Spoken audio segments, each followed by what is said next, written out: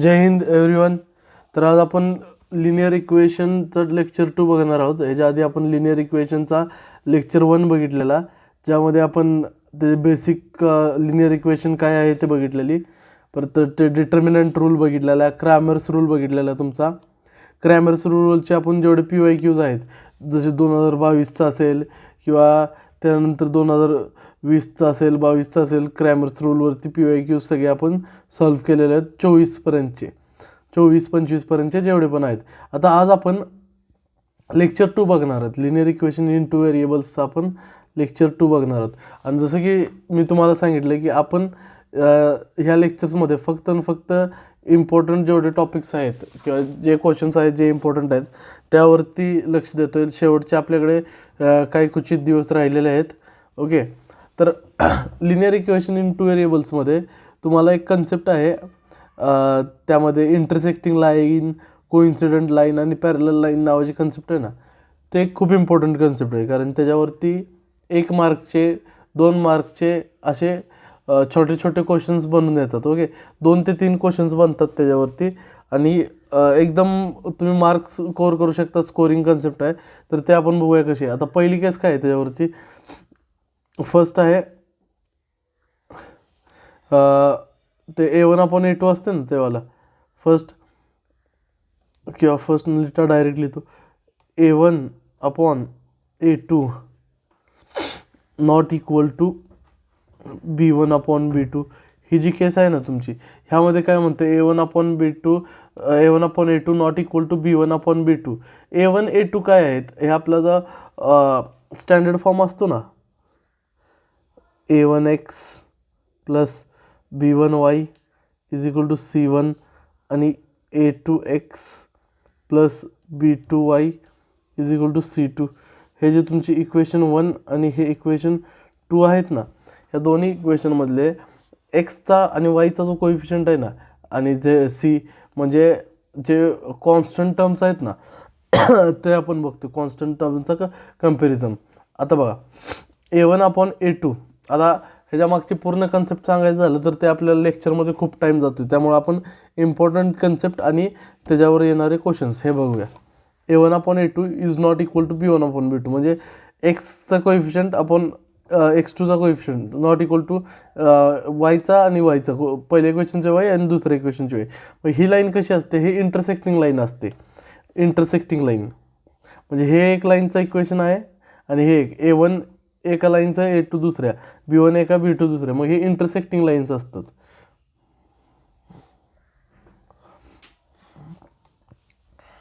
कुठल्या लाईन्स आहेत? Intersecting lines.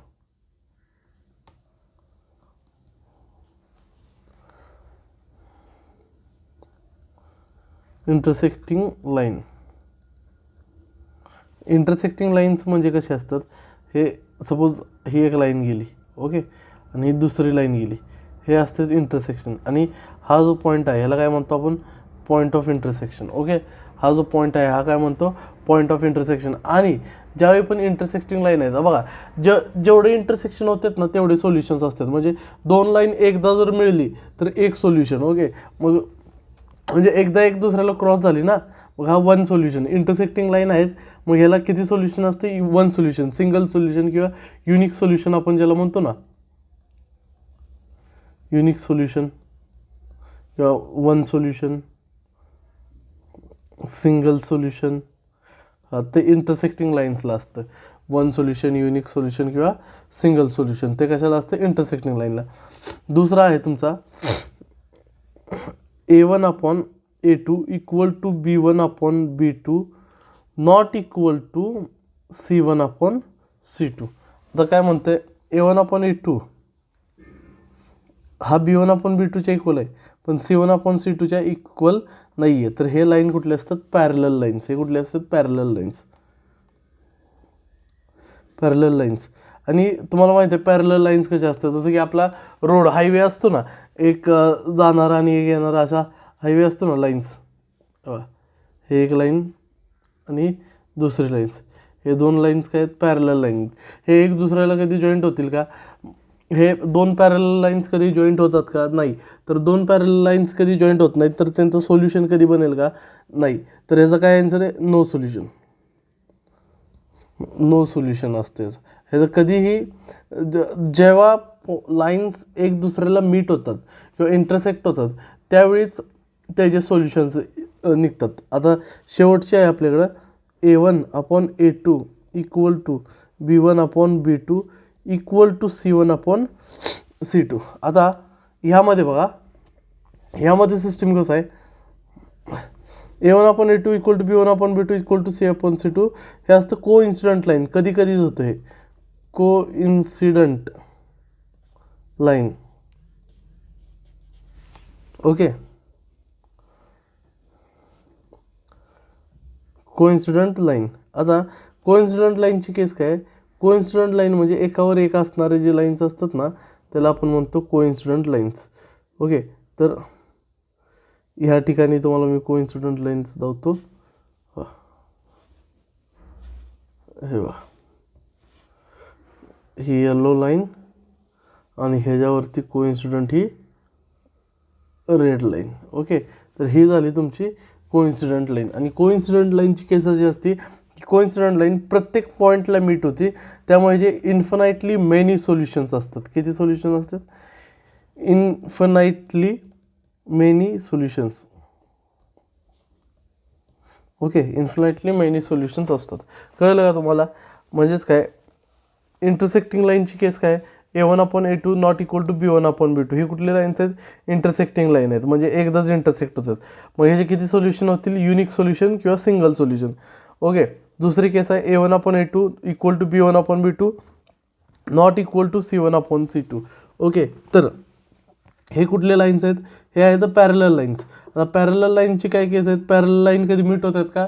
तर नाही. मग हे जे सोल्युशन्स बनतील का? नाही, नो सोल्युशन्स.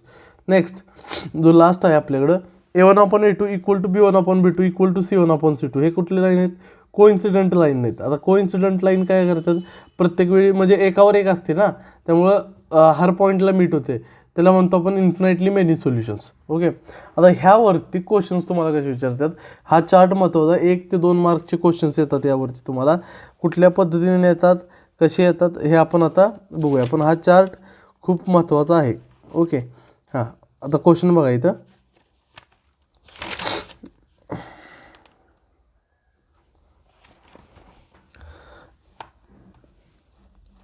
कसा आहे तो क्वेश्चन बघूया आपण.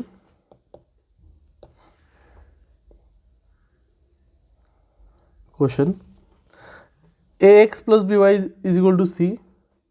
AX plus BY is equal to C. MX plus NY is equal to D.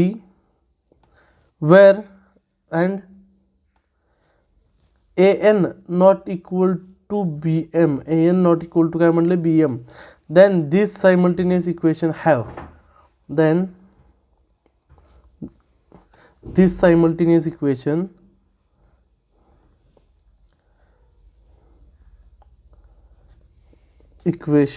have. हा तुम्हाला क्वेश्चन MCQ आला होता. दिस सायमल्टेनियस इक्वेशन हॅव. ह्याचे ऑप्शन्स असे होते. पहिला ऑप्शन आहे तुमचा option number A, only one solution. Option number B आहे तुमचा नो सोल्युशन. C आहे इन्फिनाइटली मेनी सोल्युशन्स.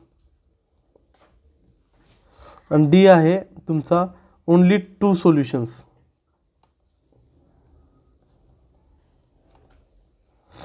हां, तर आता बघा 2 सोल्युशन्स ओनली.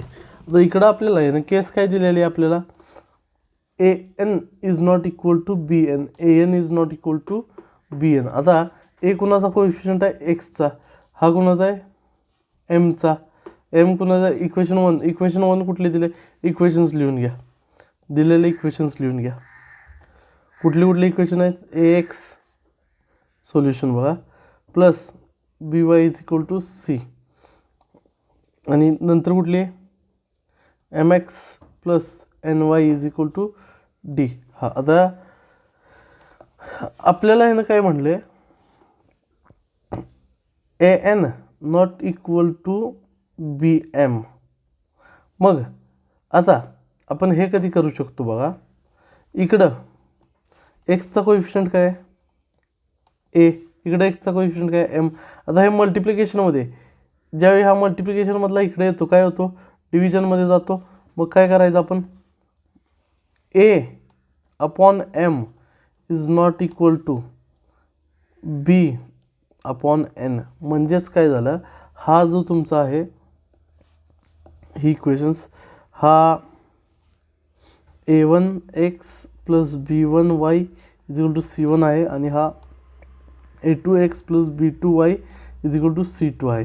म्हणजे हा तुमचा जो आहे हा A1 आहे आणि हा A2 आहे. M हा तुमचा A2 आहे. म्हणजेच ही इक्वेशन कुठली आहे, A1/A2 not equal to B1/B2 ची इक्वेशन आहे. A1/A2 not equal to B1/B2. मग ही कुठली केस आहे, ही पहिली केस आहे तुमची. काय म्हणते हा, A1/A2 not equal to B1/B2 कुठले आहेत, इंटरसेक्टिंग लाईन्स आहेत. काय आहेत इंटरसेक्टिंग लाईन्स. किती सोल्युशन असते त्याचा, single solution, unique solution. Unique solution कुठं आहे, only one solution. Intersecting lines, this is a case of intersecting line. This is case of intersecting line.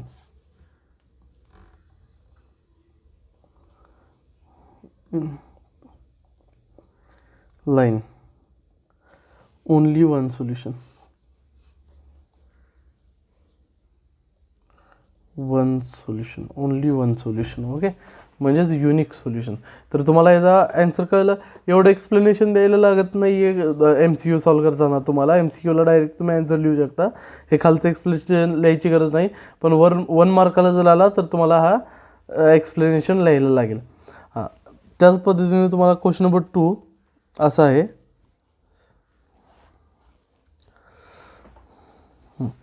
Question number 2 जरा twisted दिलेला आहे आपल्याला. क्वेश्चन काय दिला आहे बघा इकडं, what is the value of K. What is the value, K ची व्हॅल्यू विचारलेली आहे आपल्याला. For which the simultaneous equation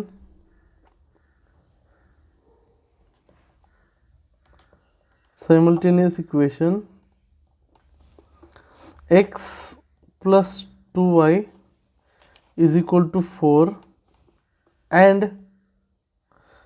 3x minus ky is equal to 12 have infinitely many solutions. Many solutions. हां, तर इकडं बघा विषय काय म्हणतो आपल्याला, हे काय म्हणतं आहे की for VAT value of K ची व्हॅल्यू विचारलेली आहे. K ची व्हॅल्यू कुठल्या इक्वेशनमध्ये दिली आहे, इक्वेशन नंबर 2 मध्ये बघा 3x मायनस KY दिला आहे का. हां, K ची व्हॅल्यू विचारलेलं आहे. कशासाठी, ह्या दोन इक्वेशनसाठी. इक्वेशन कुठली दिले लिहून घ्या आपल्याला सोल्युशनमध्ये. बघा कुठली दिली आहे, x plus 2y is equal to 4 आणि दुसरी कुठली दिली आहे 3x minus KY is equal to 12. आणि काय म्हणले, case have infinitely many solutions. Many solutions म्हणते, have infinitely many solution. Many सोल्युशन्सची केस काय, मेनी सोल्युशन्सची केस काय, मेनी सोल्युशन. हां, इकडं बघा मेनी सोल्युशन्स कधी असतात, इन्फिनाइटली मेनी सोल्युशन्स जेव्हा तो लाईन कोइन्सिडंट असते तेव्हा. तो काय असतं, कोइन्सिडंट. म्हणजे काय, A1/A2 equal to B1/B2 equal to C1/C2 असतो त्यावेळी. कोइन्सिडंट लाईनसाठी आहे मेनी सोल्युशन्स. कशासाठी, कोइन्सिडंट लाईन.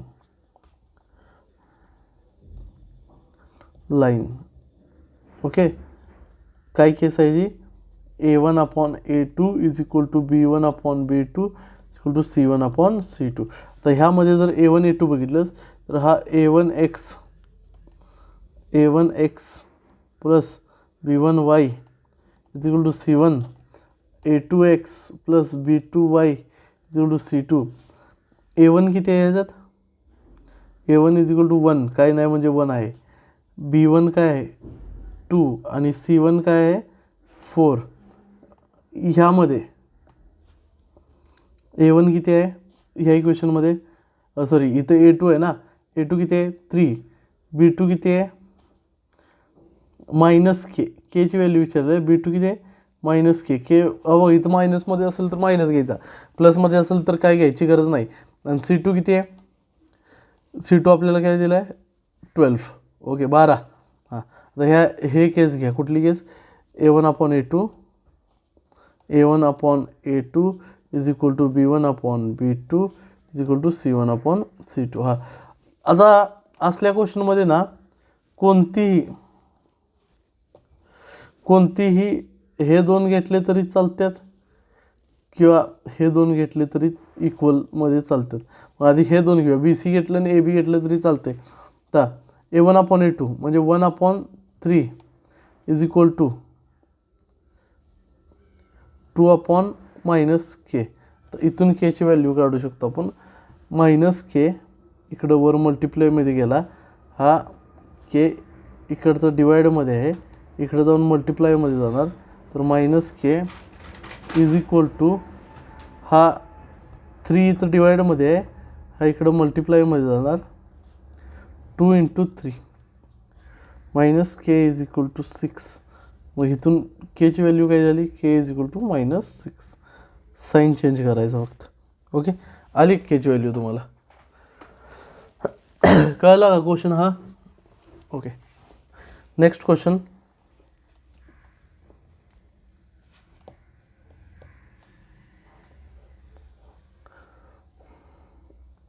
तर ह्या पद्धतीने तुम्हाला क्वेश्चन्स येतात.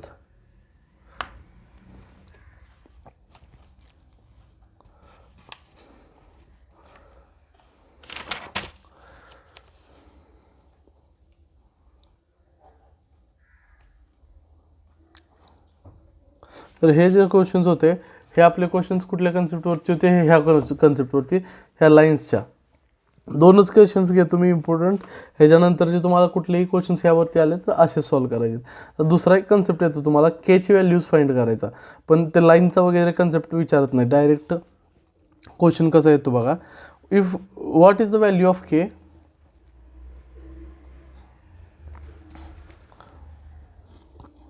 What is value of K if 1,9 1/9 K is the solution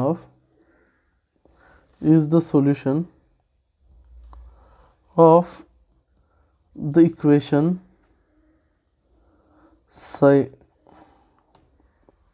simultaneous equations दिलेले आहेत तुम्हाला. 2/x minus 3/y is equal to 15 and 8/x plus 5/y is equal to 77. Okay हां तर ह्यामध्ये काय तुम्हाला विचारलं आहे आता आहे ना, what is value of K for if. आता हे जे दिलेलं आहे की नाही, हे म्हणजे काय, त्यांना एक्स आणि वायची व्हॅल्यू दिलेली असते. एक्सची व्हॅल्यू हा x,y असतो का नाही आपला कुठल्याही टाईममध्ये, x,y आपण असं लिहितो ना, हा x,y. मग x,y म्हणजे 1/9 K. ओके म्हणजे एक्सच्या जागी 1/9 आणि वायच्या जागी के असं सबस्टिट्यूट करून आपल्याला केची व्हॅल्यू काढायची. त्यामुळे मग तुम्ही कुठल्याही इक्वेशनमधून काढू शकता. तर आता फॉर एक्झाम्पल मी इक्वेशन नंबर 1मध्ये पुट केलं. आता इक्वेशन नंबर 1 कुठली आहे, इक्वेशन 1 कुठली आहे 2/x minus 3/y is equal to 15. Okay आता इकडे बघा,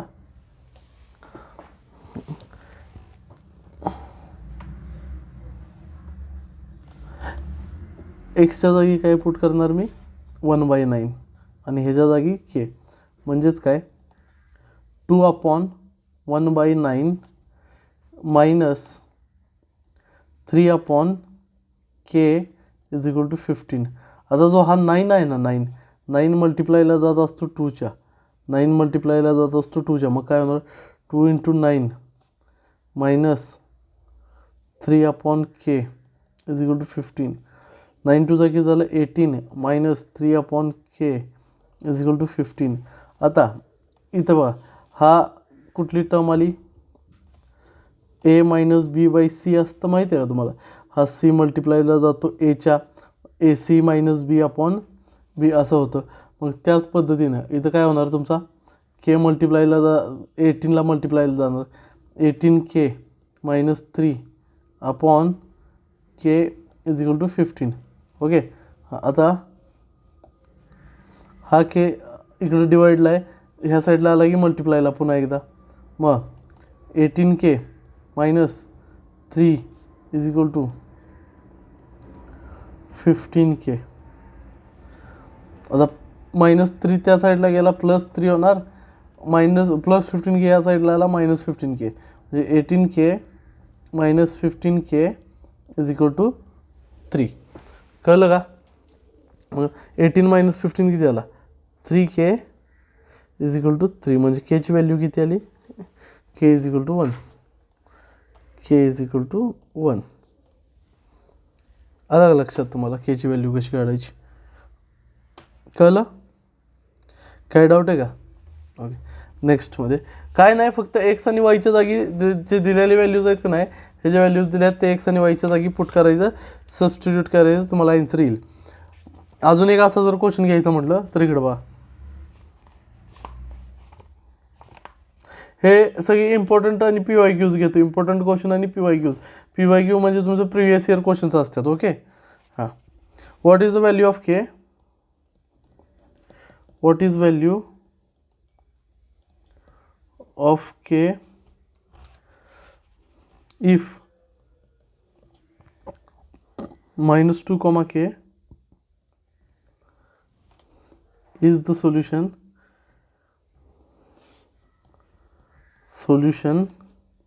of the simultaneous equation of the simultaneous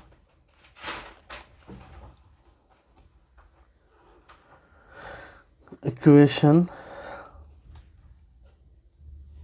4x plus 3y is equal to 1 and 3x plus 4y is equal to 6.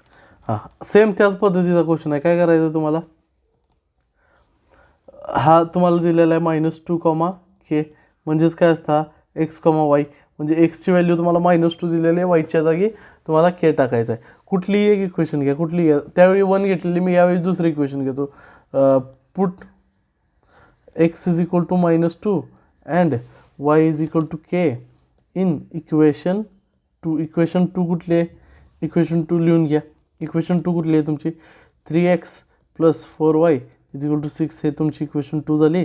ह्यामध्ये एक्सच्या जागी 3 इंटू एक्सच्या जागी काय पुट करणार तुम्ही -2. ओके. प्लस 4 इंटू वायच्या जागी काय पुट करणार K. Okay. Is equal to 6. हां, इकडं बघा आता 3 into 2 6 -6 plus 4k is equal to 6.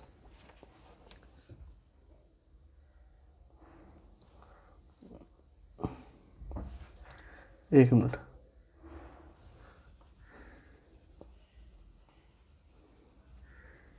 बरोबर आहे का. हां, बरोबर.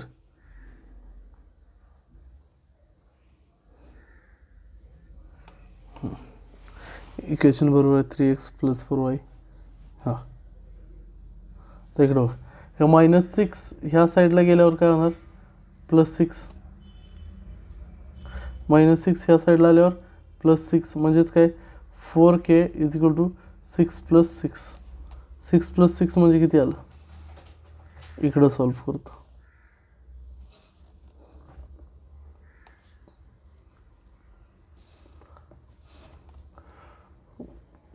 k is equal to 12, k is equal to 12/4, k is equal to 4 त्रिकोण 12 3.